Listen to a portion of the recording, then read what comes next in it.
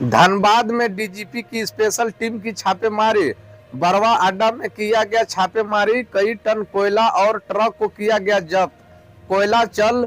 धनबाद में कोयले की अवैध बिक्री खरीद पर शिकायत पर डीजीपी की स्पेशल पुलिस मुख्यालय रांची की टीम ने बरवा अड्डा थाना क्षेत्र के जगन्नाथ हार्ड कोक प्लांट में औचक निरीक्षण की, जहां तक स्टॉक से लगभग 25 टन अधिक कोयला जब्त किया गया है। कई ट्रक भी लोड हो रहे थे, उनकी जांच पड़ताल भी चल रही है।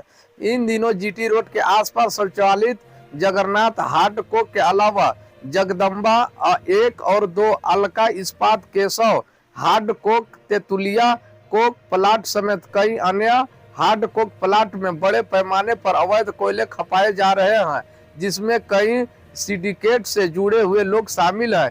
इन हार्ड कोक प्लांट को कोयला अवैध खनन के कारण सस्ते दर पर मिल जाता है और दफा इन कोयलों को डिस्प्ले पेपर के माध्यम से देश के अलग अलग राज्यों में अवस्थित कोयला मंडी खपाया जाता है। जिस प्लांट में आज छापेमारी हुई है, वहां एक वरीय जनप्रतिनिधि के करीब बताया जा रहा है। भाठा का संचालक कतरास से भी गुप्त नाम व्यक्ति के द्वारा किए जाने की बात सामने आ रही है। वहां कोयले की सप्लाई चौहान एवं चौहान के द्वारा किए जाने की खबर मुख्यालय को मिली थी। फिलहाल जिला खनन विभाग एवं डीएसपी मुख्यालय वन शंकर कामती के नेतृत्व में जांच पड़ताल। तालाब में डूबने से व्यक्ति की मौत, नहाने के दौरान गहरे पानी में चला गया। गांव में फैल रही है अफवाह। चंपारण प्रखंड के बसरिया पंचायत के ग्राम जोगीडीह तालाब में एक व्यक्ति को डूबने का मामला सामने आया है। हादसे में गांव के ही घमन भुइया 48 पिता स्वर्गीय चमन भुइया डूबने से मौत हो गया। घटना के संबंध में जानकारी मिली है कि जोगीडीह निवासी घमन के घर में खाना खाने के बाद 2 बच्चे के साथ सुबह 9 बजे के करीब गांव के ही जोगीडीह तालाब में नहाने गया था। नहाने के दौरान वही तालाब के गहरे पानी में चला गया और डूब गया, जिससे उनकी मौत हो गया। वही दोनों बच्चों ने हल्ला किया, जिसके बाद तालाब में डूबे व्यक्ति को तालाब से निकाला गया। वही मृतक घमन भुइया का 2 पुत्र और 2 पुत्री बताया जाता है। ग्रामीण ने बताया कि इससे पहले भी तालाब में डूबने से कई व्यक्ति की जान जा चुकी है, जिसे लोग दबे जुबान से डोगी जी तालाब में भूतहात तालाब भी बोलते हैं। बताते हैं कि इससे पहले 24 अक्टूबर 2019 को भी तालाब में अज्ञात व्यक्ति का शव बरामद। ठेकेदार की मनमानी, नहीं हुआ काम पूरा। 4 करोड़ रुपए की लागत से जलापूर्ति योजना का होना था विस्तार, आज भी टैंकर पर निर्भर है लोग। जामताड़ा जिले के मिहिमजाम नगर परिषद क्षेत्र के करीब 4 करोड़ रुपए की लागत से जलापूर्ति योजना का विस्तार किया जा रहा है। योजना के तहत अजय नदी में बने पंप हाउस को निर्बाध गति से संचालित करने के लिए लगभग 25 लाख रुपए की लागत से जनरेटर सेट भी 6 महीने पहले लगा दिए गए थे। 2 दिन पहले तेज आंधी बारिश के कारण जब बिजली आपूर्ति बाधित हुई तो शहर में पानी सप्लाई की भी किल्लत हो गई। यहां तक कि सोमवार को बकरीद पर्व के मौके पर भी पानी आपूर्ति के लिए तरस रहे। आन फान में नगर परिषद मिहिमजाम की ओर से सुबह 15 टैंकर पानी की आपूर्ति इलाकों में किया गया। बताया जा रहा है कि सालवी करक्शन को जलापूर्ति विस्तार योजना का ठेका दिया गया है। स्थानीय लोगों का आरोप है कि ठेका कंपनी के मनमाने रवैये के कारण जलापूर्ति योजना बाधित हो रही है। झारखंड जनसेवा पार्टी के सुप्रीमो राकेश लाल ने कहा कि ठेका कंपनी पर नगर परिषद मिहिमजाम के अधिकारी और जनप्रतिनिधियों का वर्दहस रहने के कारण आज 6 महीने से पंप हाउस के पास खड़े जनरेटर को सेट नहीं किया जा रहा है। इन्हें सिर्फ टेंडर कर कमीशन लेने पर भी जल्दी रहती है, लेकिन आम लोगों की तकलीफों का कोई ख्याल नहीं रखता। जल्दी ही समस्या नहीं सुधरी तो हमारी पार्टी आंदोलन करने के लिए। आंधी बारिश में नहीं होगी पानी और बिजली की समस्या, जारी हुई हेल्पलाइन।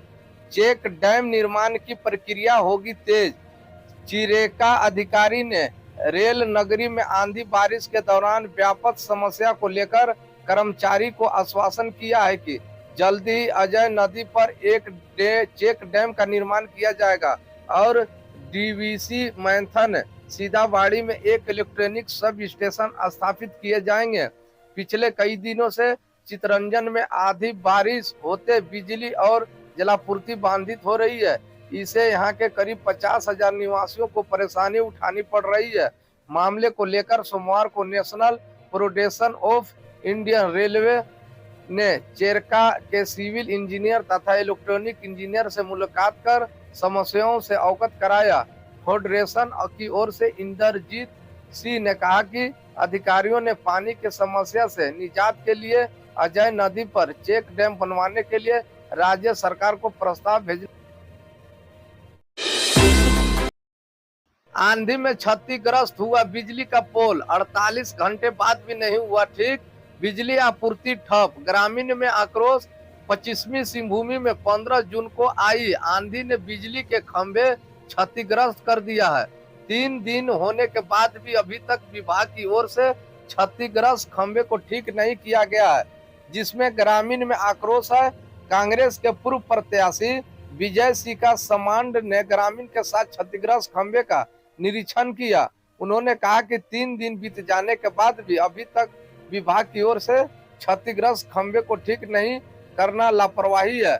वही भरनैया क्षेत्र के दर्जनों गांव में बिजली के अभाव के अंधेरे में रहने पर मजबूर है। विभाग त्वरित संज्ञान लेकर मरम्मत कार्य शुरू करे, अन्यथा उपभोक्ताओं आंदोलन के लिए। 2 अपराधियों को गिरिडीह पुलिस ने किया गिरफ्तार। माओवादियों के नाम पर लेवी वसूलने और चोरी आरोप, माओवादियों पर्चा और मोबाइल बरामद। गिरिडीह के बागोदर पुलिस ने अलग अलग मामले में 2 अपराधियों को गिरफ्तार कर जेल भेज दिया है। पुलिस ने माओवादियों के नाम पर लेवी वसूलने आरोप में एक अपराधी को पकड़ा है। बताया जाता है कि एसपी को गुप्त सूचना मिली थी कि कुछ अपराधी माओवादियों से जुड़े व्यक्ति हैं जो माओवादियों के नाम पर लेवी वसूलते हैं।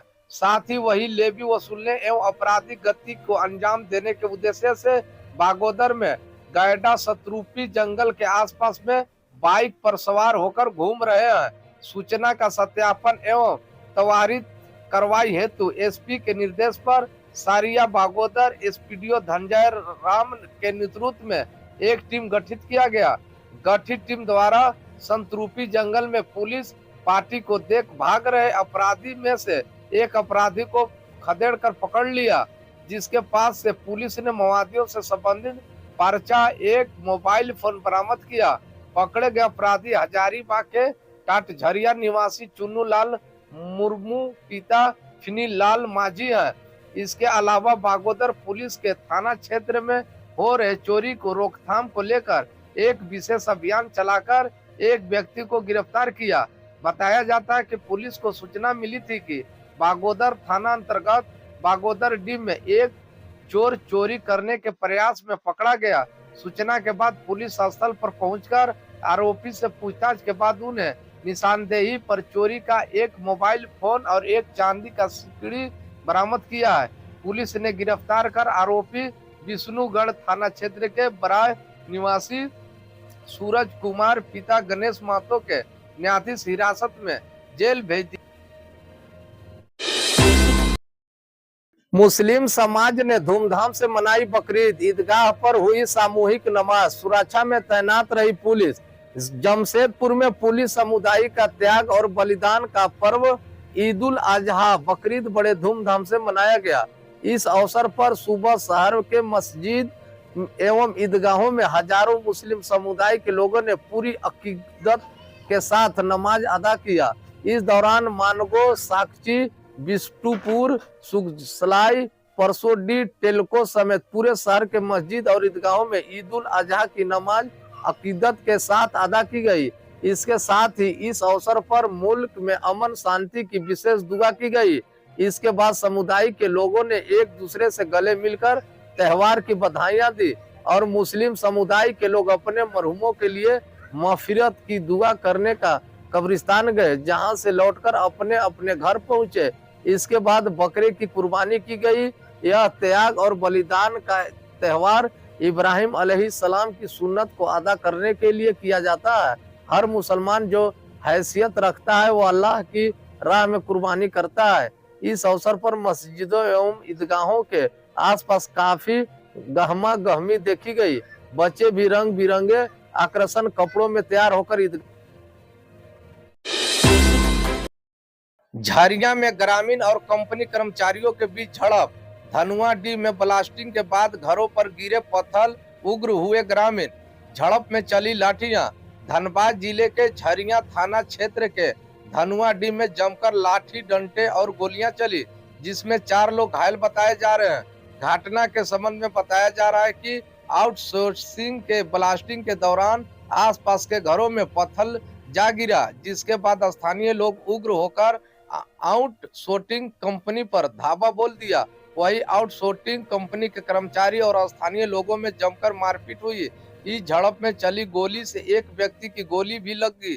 देव प्रभा आउटसोर्सिंग कंपनी LBC की भाई कुंभनाथ सिंह का बताया जा रहा है। घटना के बाद स्थानीय लोगों ने घटना स्थल पर सड़क जाम कर दिया। उग्र होकर टायर जलाकर विरोध प्रदर्शन कर रहे हैं, जबकि स्थिति तनावपूर्ण बनी हुई है। मौके पर स्थानीय पुलिस और CISF घटना स्थल पर कैंप। झारखंड विधानसभा चुनाव की तैयारी में जुटी बीजेपी। शिवराज सिंह चौहान को मिला प्रदेश का कमान, असम CM बने सब प्रभारी। साल 2024 में देश के 4 राज्यों में विधानसभा चुनाव होने हैं, इनमें झारखंड भी शामिल है। राज्य में बीजेपी की स्थिति मजबूत हो और पार्टी की सरकार बने, इसको लेकर केंद्रीय स्तर पर तैयारी शुरू कर दी गई है। इसी कड़ी में केंद्रीय नेतृत्व ने झारखंड बीजेपी के अधिकारी स्तर पर बदलाव किए हैं। पार्टी ने केंद्रीय मंत्री और मध्य प्रदेश के पूर्व CM शिवराज सिंह चौहान को झारखंड बीजेपी का प्रभारी बनाया है। वही असम के CM डॉक्टर हिमंत बिस्वा शर्मा को प्रदेश चुनाव का सह प्रभारी बनाया है। इसे लेकर राष्ट्रीय महासचिव अरुण सिंह के हस्ताक्षर से पत्र भी जारी कर दिया है। शिवराज सिंह चौहान और हिमंत बिस्वा शर्मा के जरिए राज्य के आदिवासी वोटरों को साधने का प्रयास किया जाएगा। झारखंड की राजनीति की समझ रखने वाले लोगों को मानना है कि बीजेपी पिछले विधानसभा चुनाव और लोकसभा चुनाव के परिणाम बताते हैं कि आदिवासियों पर अपनी पकड़ बनाने में पीछे रही। शिवराज सिंह चौहान और अंतिम बिस्वा शर्मा जिस क्षेत्र से आते हैं वह आदिवासी वोटर की अच्छी पकड़ संख्या है। दोनों ही नेताओं को अपने क्षेत्र में अच्छा परफॉर्मेंस भी रहा है। ऐसे में पार्टी को इस बात का भरोसा है कि उनके पास अच्छी ट्रेंडिंग होगी जो आदिवासी वोटरों को साधने में।